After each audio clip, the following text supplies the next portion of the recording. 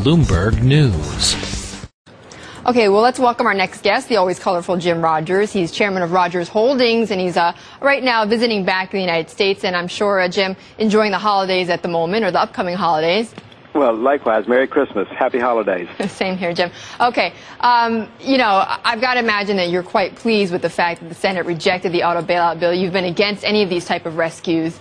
Well, absolutely. I mean, it's crazy that American taxpayers are going to have to do all of this. You know, Betty, right now there are 40 million Americans who do not have health insurance, but the government was asking them to pay more so that the auto workers could have health insurance. That's just bad economics, and it's horrible morality.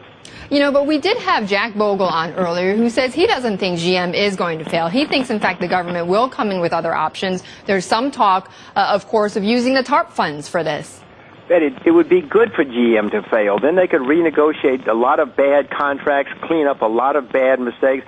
You know, there's an old expression, what's good for General Motors is good for the country. Well, you know what's good for the country is for General Motors to go bankrupt. It's also good for General Motors. They can clean out the mess and start over. What kind of failure would you advocate?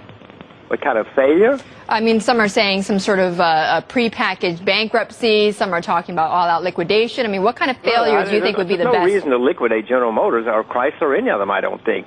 No, just to go into regular bankruptcy like every other company in the country that has failed, and let the courts and the creditors sort it out. This is the way the system is supposed to work. Betty, the system is supposed to work that when people get in trouble, the competent take over the assets of the incompetent, and you start over from a stronger base. What has been happening is the government's been taking the assets away from the competent people, giving them to the incompetent people, and saying, all right, now you compete with the competent people. That's not the way that's bad economics and bad morality. It just doesn't work. It never has worked, and it never will. It weakens the whole system. And what about those, though, Jim, of course, who say that if we see a bankruptcy, a failure of GM or Ford or all three of those, that it's going to be a catastrophe for the U.S. economy. We're going to sink further into recession, and you're going to see millions, more than 2.5 million jobs being lost. And you've already seen over 1 million jobs being lost here in the United States. Betty, if you keep propping up failure, you're going to have it even worse a year from now, 2 years from now, 3 years from now. You put Band-Aid on a cancer patient, it's a disaster. You go ahead and you take your pain and you sort the system out. America has spent something like, $8 trillion, $10 trillion, the government in the last 6 months, trying to prop everybody up. That's going to lead to the demise of the dollar. It's going to lead to much higher interest rates, much higher inflation, much higher prices. It's going to be a disaster for America.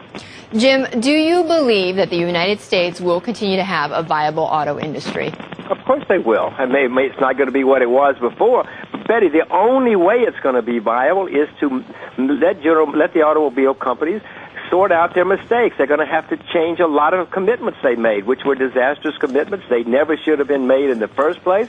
One reason America cannot compete right now is there's something like $2,000 in each car for previous obligations, which they can now get rid of, and then they could compete. They could compete very well if they didn't have such an artificially high cost structure. Jim, let me just turn very quickly, because we don't have a lot of time, from the autos to treasuries, because you and I have talked quite a bit about this. You've been short treasuries for quite some time, saying that there's a bubble right now, and we've been talking a lot about that in this program this week, in fact. But the problem is that your scenario of letting banks fail or letting auto companies fail is going to just drive people further and further into treasuries. I mean, is it wise right now to be short treasuries? Well, no, I covered my treasuries a couple of weeks ago because they were going against me, but I'm waiting to short them again. It is a bubble. Bernanke's been saying for years that he would buy long-term government bonds. I could not believe that anybody would be so idiotic, but he's that idiotic. He is now buying, or says he's buying, long-term government bonds. So that's why they're going up.